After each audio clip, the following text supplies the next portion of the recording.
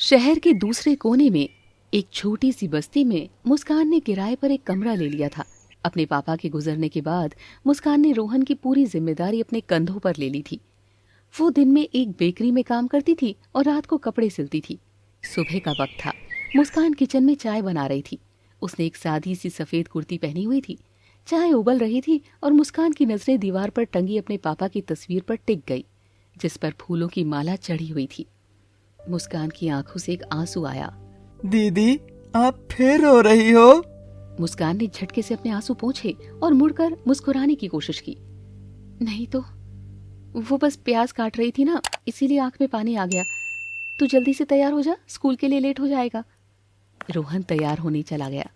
मुस्कान शीशे के सामने आई। उसने अपने बालों को बांधा। उसकी नजर अपने माथे की एक खाली मांग पर गई, जहां कभी रौनक ने सिंदूर भरा था। मुस्कान का दिल जोर से दर्द करने लगा। वो नफरत करती थी रौनक से, लेकिन न जाने क्यों इस 6 महीने में एक भी रात ऐसी नहीं गई थी जब उसने रौनक को याद करके आंसू ना बहाए हों।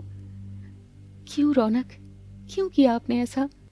अगर आपने मुझसे झूठ नहीं बोला होता, अगर आपने वो सच नहीं छुपाया होता, तो शायद आज मैं आपके साथ होती।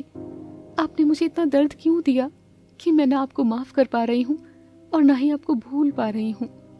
मुस्कान ने अपनी आंखें बंद कर ली, लेकिन रौनक का वो बारिश में रोता हुआ चेहरा उसकी आंखों के सामने आ गया।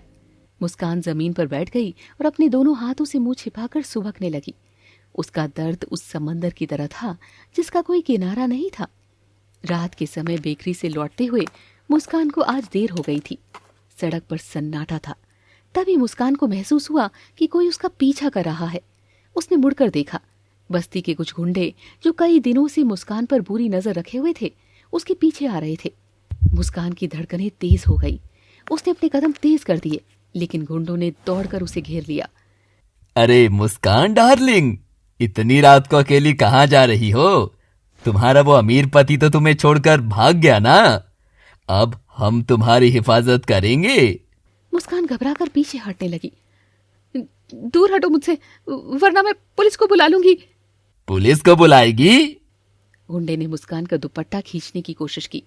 तभी अंधेरे में से एक स्टील की भारी रॉड हवा में लहराती हुई आई और सीधे उस गुंडे के सर पर पड़ी।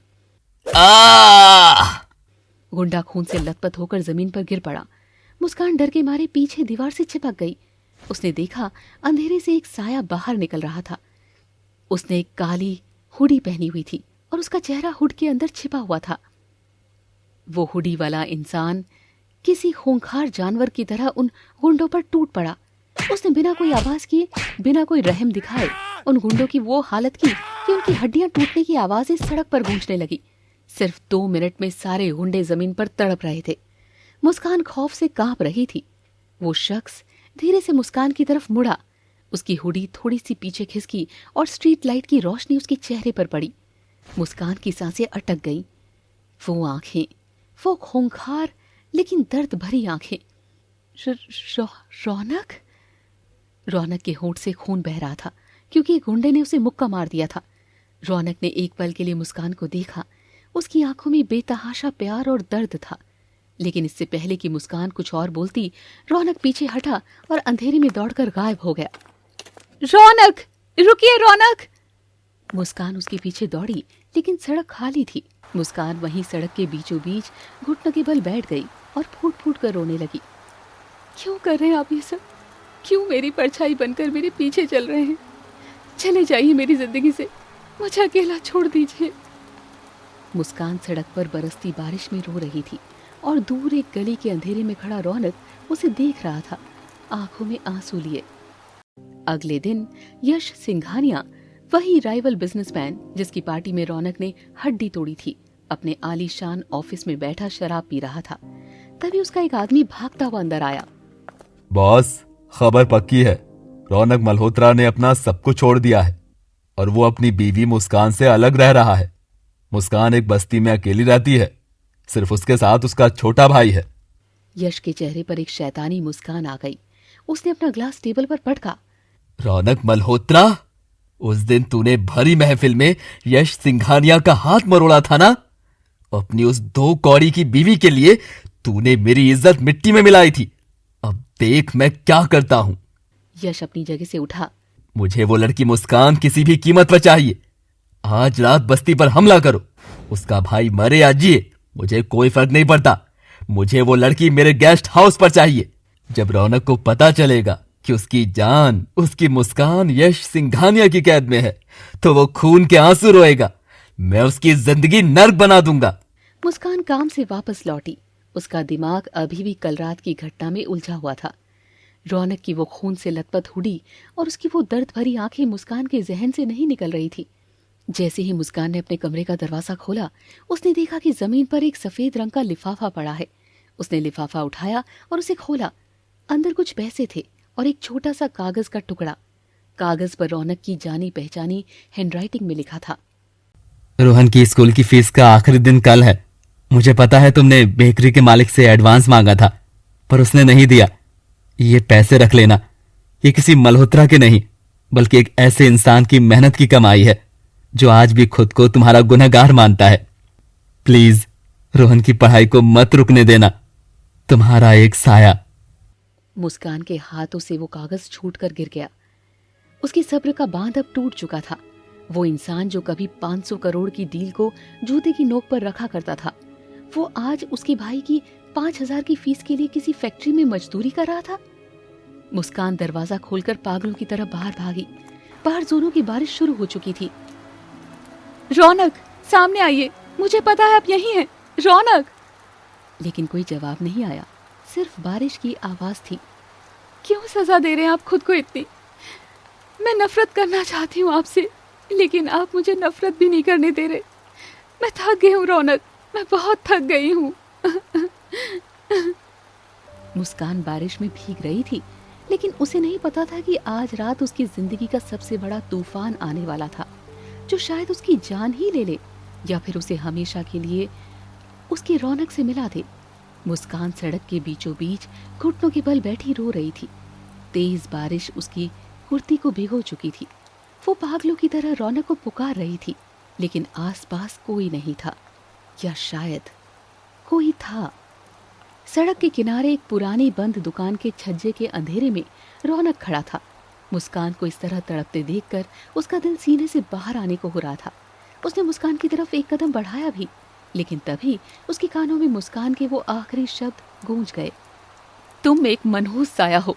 जब से तुम मेरी जिंदगी में आए हो, सब कुछ तबाह हो गया है। रौनक के कदम वहीं जम गए। उसने अपनी मुट्ठियां इतनी जोर से भींची कि उसके नाखूनों से खून रिसने लगा। नहीं, मैं तुम्हारे पास नहीं आ सकता मुस्कान। मेरी परछाई भी तुम्हारे लिए पनौती है। मैं तुम्हें फिर से कोई दर्द नहीं देना चाहता, नहीं देना चाहता। तभी वहां से एक बूढ़ी औरत छाता लेकर गुजर रही थी। रौनक ने अंधेरे में से अपना एक हाथ बाहर निकाला और अपनी जेब से कुछ पैसे उस औरत की तरफ बढ़ा दिए। अम्मा, वो लड़की जो बीच सड़क पर रो रही है, प्लीज ये पैसे रख लीजिए और अपना छाता उसे दे दीजिए। उससे कहिएगा कि बारिश में बीमार पड़ जाएगी। बूढ़ी औरत ने पैसे लिए और मुस्कान के पास गई। उसने मुस्कान के सर पर छाता तान दिया। उठ जा बेटी, क्यों इस तरह अपनी जान निकाल रही है? वो जो अंधेरे में एक बाबू खड़ा है ना, उसने मुझे पैसे देकर ये छाता तुझे देने को कहा है। बहुत रो रहा था बेचारा। मुस्कान झटके से उठी और उस अंधेरी दुकान की तरफ दौड़ी। रौनक, रुकिए! लेकिन जब तक वो वहां पहुंची, रौनक वहां से जा चुका था। जमीन पर सिर्फ रौनक के जूतों के कीचड़ सने निशान थे और कुछ खून की बूंदें जो रौनक की मुट्ठी से गिरी थी। मुस्कान ने छाते को अपने सीने से लगा लिया और उसकी आंखों से आंसुओं का सैलाब बह निकला। आज उसे रौनक की खामोशी से डर लग रहा था। वो वैसे ही तड़पते हुए अपने घर चली गई। अगले दिन मुस्कान रौनक की फीस जमा करके बेकरी की तरफ लौट रही थी। उसका रास्ता शहर के एक पुराने कंस्ट्रक्शन साइट से होकर गुजरता था। मुस्कान गुमसुम से चल रही थी। तभी किसी के जोर से चिल्लाने की आवाज ने उसका ध्यान खींचा। ओए, तुझे ठीक से बोरी उठानी नहीं आती क्या? एक तो मरियल सा है, ऊपर से कामचोर।